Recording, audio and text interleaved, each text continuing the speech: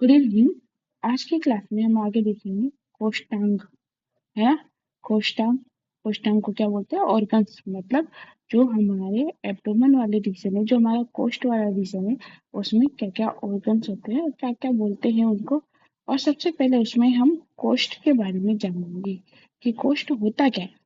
तो देखो, जो जीआईटी होती है, मतलब जो आपकी ओरल कैविटी से लेकर के जो पूरा आपका रेक्टम वाला पोर्शन रहता है ना, उसी को ही कोष्ठ बोलते हैं। मतलब आप ये यहाँ से चले, ये आपकी इसोफेगस आई, इसोफेगस के बाद ये आपका क्या है, ये आपका स्टमक आया, स्टमक के बाद यहाँ पर ये क्षुद्र आंत, है ना।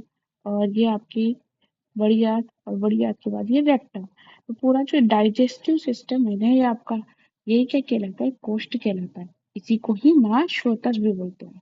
ठीक है। कुछ दाह धातु से जिसमें दाह क्रिया हो या परिपाक क्रिया हो, उसे कोष्ठ कहते हैं। वही जिसमें डाइजेस्ट हो, दाह पाचन क्रिया हो, दाह क्रिया हो, ये सारे किसके अंदर आएंगे? कोष्ठ के अंदर आएंगे। ठीक है। तो आप ये कुछ दाह धातु से जिसमें दाह परिपाक क्रिया, उसे कोष्ठ कहते हैं। इसको अंतरादि भी कहते हैं, क्योंकि ये क्या है, हमारे शरीर के मिडिल वाले पोर्शन में है ना, मध्य में है, इसलिए इसको अंतरादि भी कहते हैं। ठीक है। इसकी मर्यादा, मतलब इसका विस्तार, ये कहाँ से शुरू और कहाँ पर खत्म है, ये आज त्रोरा कटे है, मीन्स जत्रु से लेकर के कटी तक। ठीक है। जत्रु किसको बोलते हैं? जो हमारा ये जो नेक वाला रीजन है, यहाँ से लेकर के पूरा कटी, मीन्स आपके कमर वाला रीजन। ठीक है। कटी मीन्स क्या हो जाएगा? कमर वाला रीजन। ठीक है। तो जो हमारी इसोफेगस मीन्स जो हमारी अन्न नलिका है, अन्न नलिका से लेकर के जो गुद द्वार तक होता है, मलाशय तक, इसी को क्या बोलते हैं हम? कोष्ठ बोलते हैं। क्या बोलोगे? कोष्ठ बोलते हैं। कहाँ से? अन्न नलिका से लेकर के जो गुद तक होता है, वही हमारा क्या होता है? कोष्ठ होता है। वही पूरा ओरल कोष्ठ होता है। तो यहाँ पर ये अन्न नलिका मीन्स यहाँ पर इसने जत्रु दे दिया। जत्रु क्या होता है? ये मुंह के नीचे हमारा जो गर्दन वाला पार्ट है ना, यही हमारा जत्रु होता है। ठीक है। और जयतु से लेकर के गुरुद्वार तक। ठीक है। अब कुछ आचार्य ने इसके बारे में बोला, जैसे शिष्ट ने बोला कि स्थानानि आम अग्नि पक्वानाम मूत्र से रुधिर से हृदय उंडुक सच कोष्ठ इति विद्यते।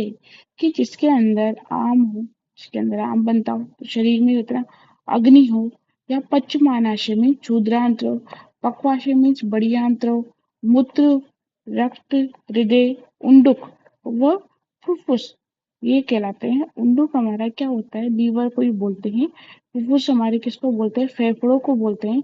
ये सारे किस में आते हैं? कोष्ठ के रूप में आते हैं। तो मैंने बोला ना कि अन्न नलिका से गुद के बीच में जितने भी ऑर्गन्स आएंगे ना, चाहे वो हमारा अमाशय हो, पक्वाशय हो, या फिर क्षुद्र आंत्र, बृहद आंत्र दोनों हो, हृदय आ जाता है, लीवर आ जाता है, मतलब, और उंडुक और फुफ्फुस, ये सारे किस में आते हैं? कोष्ठ में ही आते हैं। इन्हीं को ही हम कोष्ठ मानते हैं। ठीक है। आचार्य चरक क्या बोलते हैं? कोष्ठ पुनरुच्यते महाश्रोतस। कोष्ठ को पुनः हम क्या बोलते हैं? महाश्रोतस भी बोल सकते हैं। और ये मध्य भाग में रहते हैं, मतलब महाश्रोतस वो शरीर का मध्य भाग भी कह सकते हैं। क्योंकि हम ये क्या है? मध्य भाग ही तो इसका रीजन है। अपने शरीर को देखो, डाइजेस्टिव सिस्टम कहाँ आता है? शरीर के मिडिल में ही आता है, तो इसको शरीर का मध्य भाग भी बोलते हैं। ठीक है। इसके 3 भाग होते हैं, ऊर्ध्व, मध्य व निम्न भाग। क्या क्या? ऊर्ध्व, मध्य व निम्न भाग होते हैं। ठीक है। ऊर्ध्व भाग को अमाशय बोलते हैं, मध्य भाग को पक्वाशय, और निम्न भाग को हम क्या बोलते हैं? महानिम्न के नाम से जानते हैं। किसके नाम से जानते हैं? महानिम्न के नाम से जानते हैं। ठीक है।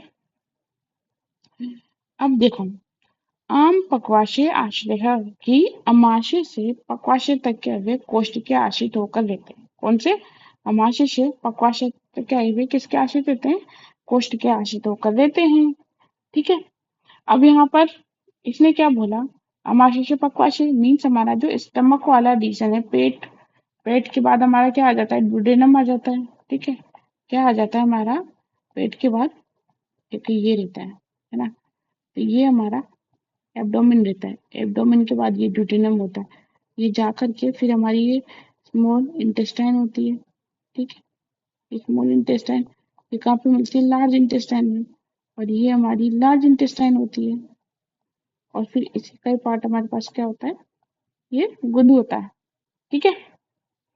तो कोश से अभिप्राय यहाँ पर क्या है, उदर व उरोगुहा के अंतर आने वाले अन्नवायु स्रोत से है। जो उदर मीन्स ये स्टोमक वाला रीजन, और इसी को ही क्या बोलते हैं अपन, उरोगुहा, है ना।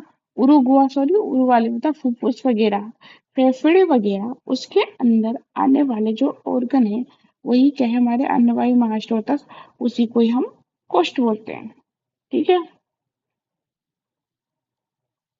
अब देखो इसके तीन भाग किए, गल वीवर से अमाशय तक मतलब हमारे नेक वाला रीजन है, उसको पेट तक ये वाला रीजन है, ये के कहलाता है, उर्दू भाग कहलाता है। ग्रहणी से मीन्स ये आपका ये जो डुडनम वाला पार्ट है वहां से लेकर के ये सारी आते क्या कहलाती है, मध्य भाग। और फिर हमारे ये उंडुक यानी मलद्वार है यहाँ पे, उंडुक से गुद पर्यंत क्या कहलाता है, ये निम्न भाग कहलाता है। उंडुक से गुद पर्यंत निम्न भाग कहलाता है। ठीक है। तो इतना कंफ्यूजन नहीं होना है। कोष्ठ हमारे पास क्या है, अन्न नलिका से लेकर गुद तक, है ना। जो भी अ, जो भी इसके ऑर्गन्स आते हैं सारे कोष्ठ कहलाते हैं। जैसे कि अग्नि, आगे, पचमांस, क्षुद्र, आंत्र, पक्वाशय, बृहदांत्र, ये सारे कोष्ठ के रूप में आते हैं। शरीर के मध्य भाग में रहते हैं, इसलिए इसको मध्य भाग भी कहते हैं। अब फिर इसके तीन आ गए कि अगर गलवीवर से माशे तक होगा तो ऊर्ध्व भाग, ग्रहणी से शेषांत तक होगा तो मध्य भाग, और उंडुक से गुद पर्यंत होगा तो निम्न भाग हो जाएगा। ठीक है। मॉडर्न में इसको क्या बोलते हैं, मॉडर्न में इसको ट्रंक बोलते हैं। क्या बोलते हैं, ट्रंक बोलते हैं। और इसी में ही चरक की उदर गुहा व सुषुप्त की उदर व उरुगुहा का भी बोध हो जाता है। मतलब ये जो ट्रंक वाला रीजन है ना, ये हमारा मिडिल पोर्शन है, शरीर का मिडिल भाग। ठीक है। इसी में ही उदर गुहा मीन्स हमारे स्टमक वाला रीजन आता है, और सुषुप्त में स्टोमक और फेफड़ों वाला रीजन। पूरा किसको बोलते हैं, चेस्ट रीजन को बोलते हैं, छाती वाले रीजन को। तो वहां पे फेफड़े, इसोफेगस मीन्स अन्न नलिका, ये सारी चीजें आ जाती है, तो उसको ट्रंक भी बोलते हैं। और इसी को ही महाश्रोतस भी बोलते हैं। और महाश्रोतस के अलावा इसको क्या बोलते हैं, कोष्ठ भी बोलते हैं। क्या बोलते हैं इसको, कोष्ठ भी बोलते हैं। ठीक है। आया सब समझ में। अब इस कोष्ठ के अंदर कितने कोष्ठांग हैं, इसके अंदर कितने ऑर्गन्स हैं। तो चरक ने 15 ऑर्गन माने। कौन कौन से, 15 ऑर्गन माने।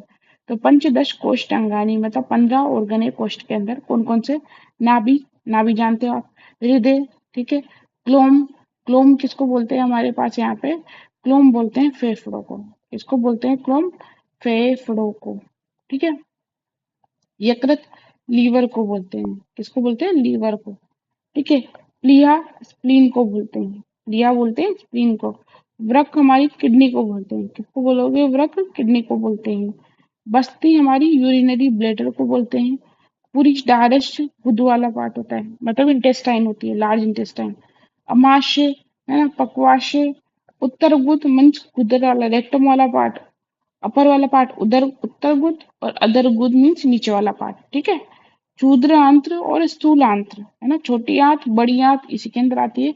और वपावहन क्या होता है, फैट की लेयर होती है। क्या होती है, फैट की लेयर, ओमेंटम होती है, जो क्या करती है, हर एक जो पेरिटोनियम रहता है ना, मतलब जो कैविटी रहती है ना, उसके ऊपर की लेयर होती है, जो कि ऑर्गन्स को बचाती है।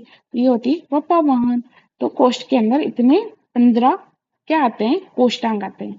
कौन कौन से, नाभि से शुरू करो, नाभि होती है, हृदय होती है, क्लोम मीन्स फेफड़े होते हैं, लीवर होता है, स्प्लीन होती है, किडनी होती है, बस्ती यूरिनरी ब्लैडर होती है, पुरुष धारश, पुरुष को धारण करने वाला, अमाशय होता है, पक्वाशय होता है, ठीक है, उत्तर गुद, अधर गुद, क्षुद्रांत व स्थूलांत और वपावहन। तो इनको याद कर लेना। कितने, 15 ऑर्गन है जो कि हमारे कोष्ठ के अंदर आते हैं। ठीक है। यहाँ पर क्लोम से इन्होंने बोला है अग्नाशय, और पुरुष डार से बोला है इन्होंने उंडुक मीन्स गुद का वाला ही पोर्शन होता है।